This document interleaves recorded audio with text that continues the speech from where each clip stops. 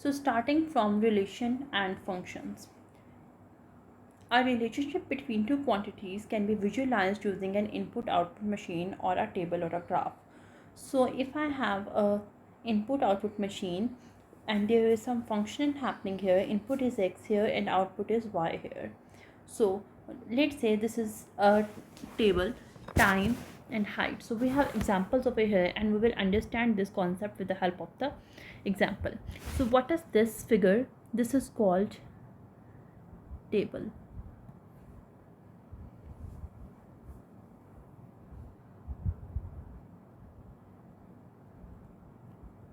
What is this? This is input, that is x. This is output, that is y. So what is this over here? This is a graph. What is this graph representing? This graph is representing weight in the kgs and the kilometers that are run per week. So this figure is known as graph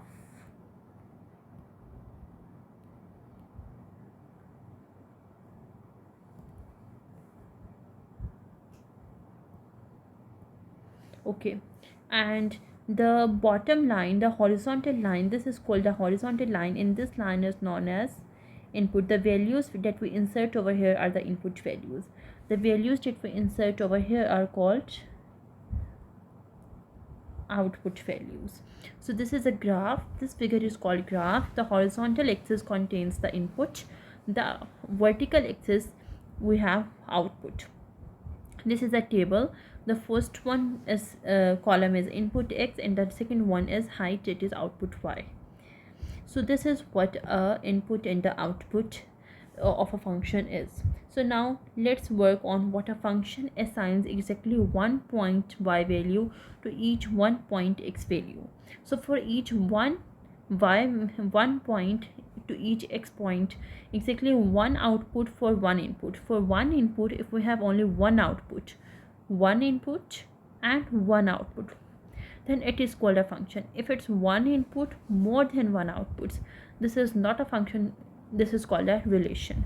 So what is a function? If we have one input and one output, it is called a function. If it's more than one, then it is called a relation. Okay, now we need to know that how, if a function is given and we are asked that whether it is a function or not, how we can tell them that if it's a function or not. So we have vertical line test. This test is also known as VLT test. Okay, what does vertical line test says? If you can draw a vertical line that crosses or touches the graph at more than one point, then graph does not represent a function. So if we have a graph and we will draw a vertical line and that vertical line cuts more than one point, then that does not represent a function. For example, I have this graph. I'm going to draw a vertical line. It is cutting on the function on one point. I'm drawing a vertical line. It's cutting on the function on one point. I'm drawing the vertical line. It's cutting on the function on the one point. Okay, let me tell you what is the function over here. This line that is moving across like this, that is called basically the function. And if I will put the vertical line anywhere, it will cut the graph on only one point. So this graph is a function. Now let's take the example of such a graph which is not a function. Let's take this example. In this blue line, I'm working with the purple, this is a graph, and if I will put a vertical line over here, it will cut the function on graph on the 2 points. So it's cutting the graph on more than 1 points.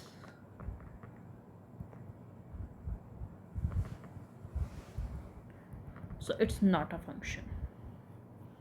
This is the called vertical line test, and with the help of this test we can decide that either the given graph is a function or not. Okay, so this fails the vertical line test,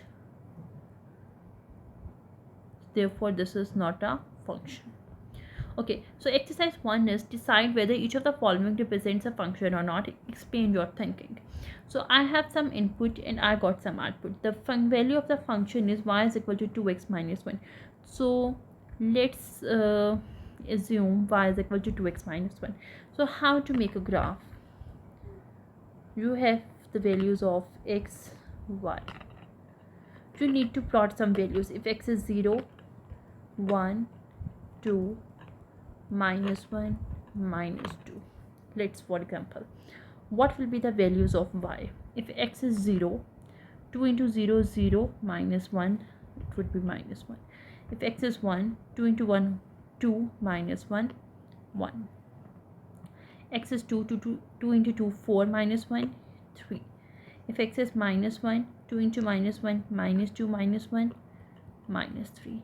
2 is minus 2, minus 4, minus 1, minus 5. Okay, so we have got some values for x and y. Now we are going to plot the graph like this. Okay, for some values of x,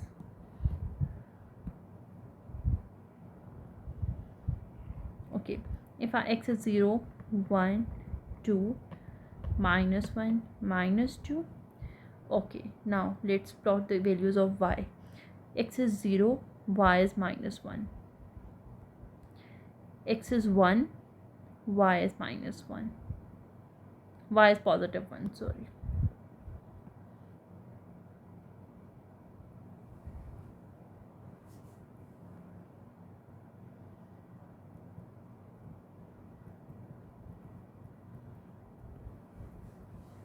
Okay, x is 2, y would be 3.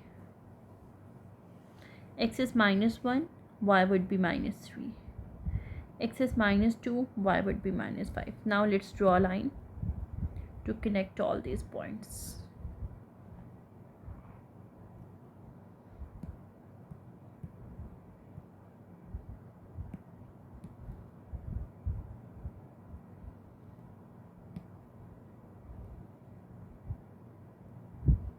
Okay, so now we have drawn the graph for y is equal to 2x minus 1. Now I'm going to have vertical line test.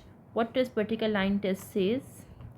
Draw a vertical line into any point of the graph. It cuts the graph at one point, cuts the graph at one point, cuts the graph. Anywhere if you will draw a vertical line, it will cut the graphs on one point. So it passes the vertical line test. Therefore, it is a function.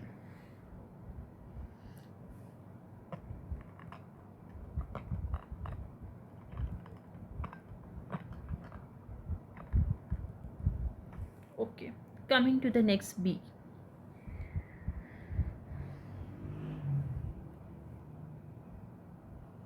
Okay, for one input value we should have one output. For one input value we should have one output, but for one input value I am having two outputs. So if I have two outputs for a single input value, it is not a function. If I have single input and two outputs, then it's not a function. Coming to the point C. Let's take a vertical line test. Draw a vertical line anywhere. It's cutting the graph at 2 points. So it's cut the graph at 2 points, so not a function. Why? Because VLT, vertical line test, fail. The last one is D.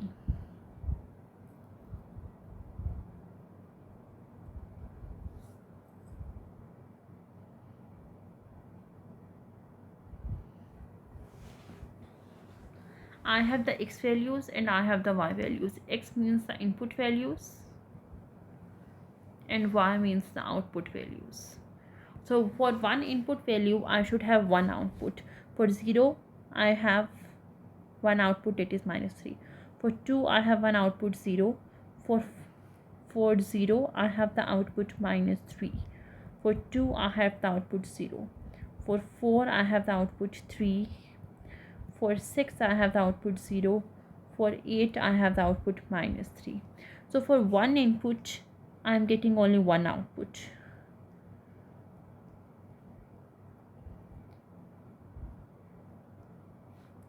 Because for one input I am getting one output, so this is a function.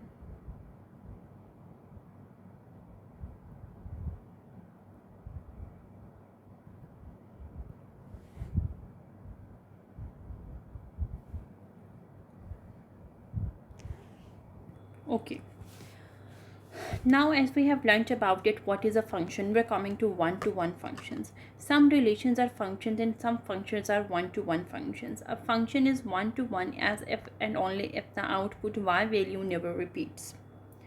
So uh, we have relation. All relations cannot be function, all functions cannot be one-to-one functions.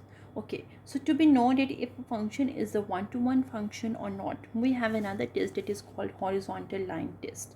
With the help of horizontal line test, we can identify it if the function is one-to-one or not.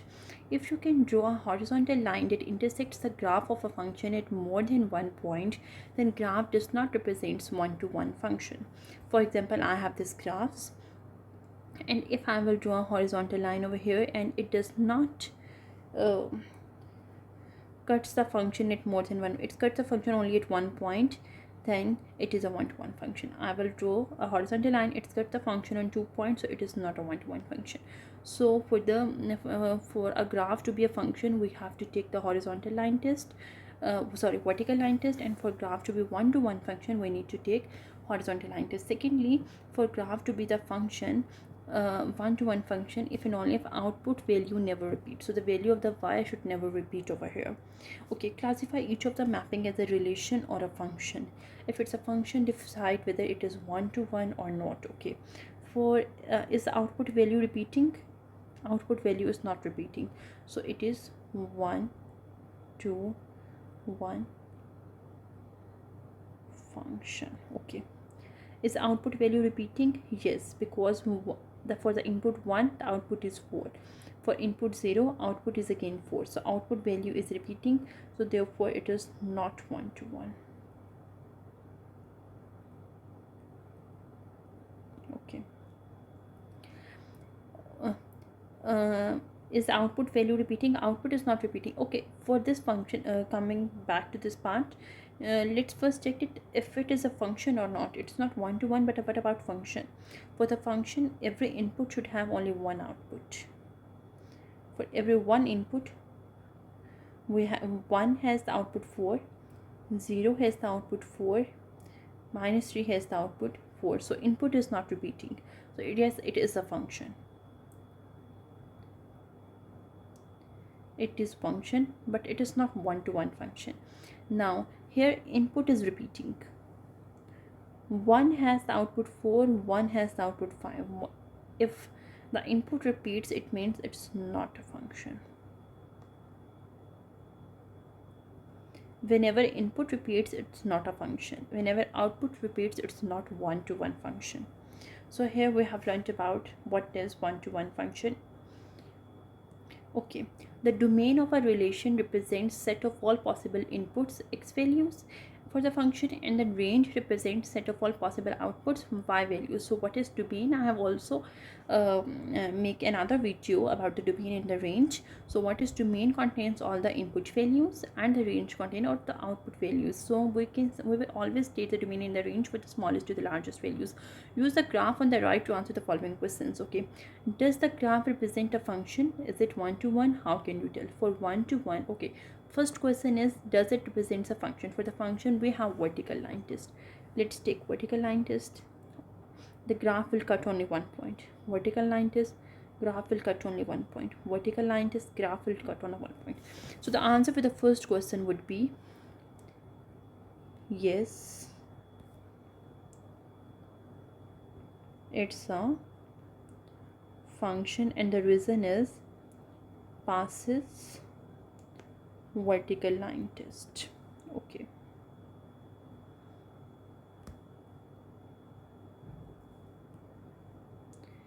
coming to the second question, is it one-to-one? Taking horizontal line test, it cuts the graph on the 2 points, so it is not one-to-one function because it fails horizontal line test.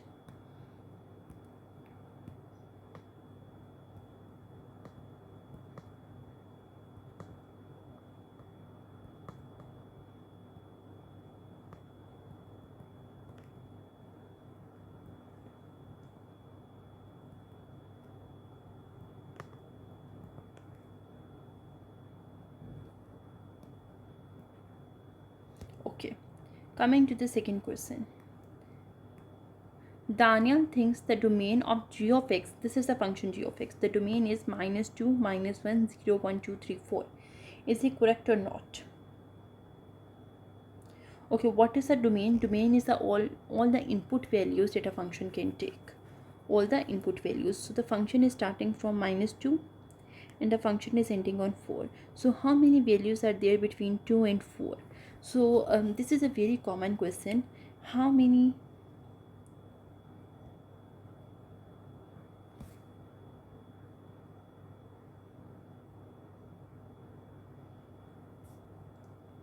values are there between two numbers? Between any two numbers of a number line. So the answer would be infinite values. We can never count them. So if the function is starting from -2 and ending on 4, so it means the domain contains all the input value. What is domain? All the input values. So how many input values are there from -2 and 4? It would be infinite values. So because the infinite values, so Daniel thinks it values are the values that are only represented on the number line. It is -2, 1, 0, 1, 2, 3, 4. This is the wrong answer, since there are infinite number of x values on this section of the graph. So is he correct? He is incorrect.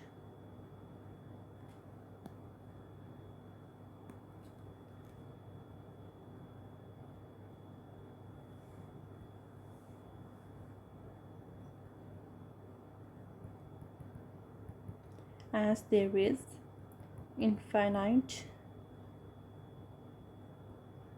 number of values in this section of graph.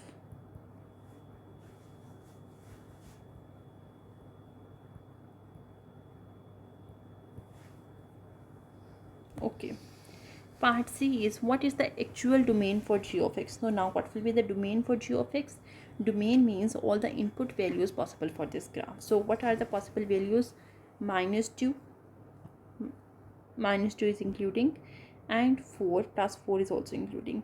So x would be greater than or equal to -2, less than or equal to 4.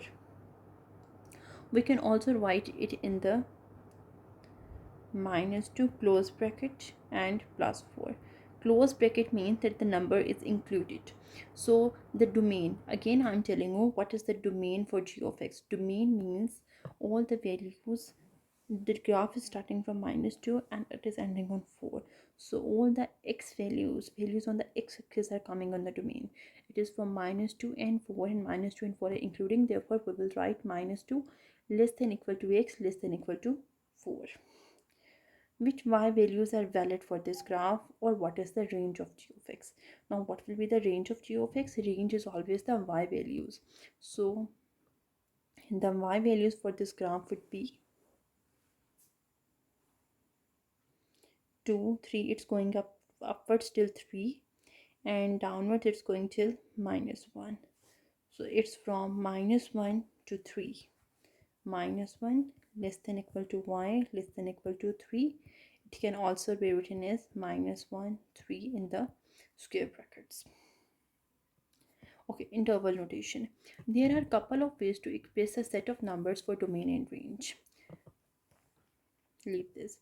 We will focus on interval notation. Interval notation uses different kinds of brackets to indicate if the point is included in the domain or range or if it is not. A square bracket includes the int values and the round bracket does not include. So if you have a round bracket and it's written 1, 2, it means 1 and 2 are not included in this bracket. In the number line, if it's 1, if it's 2, 1 and 2 are not included. All the numbers between 1 and 2 are included.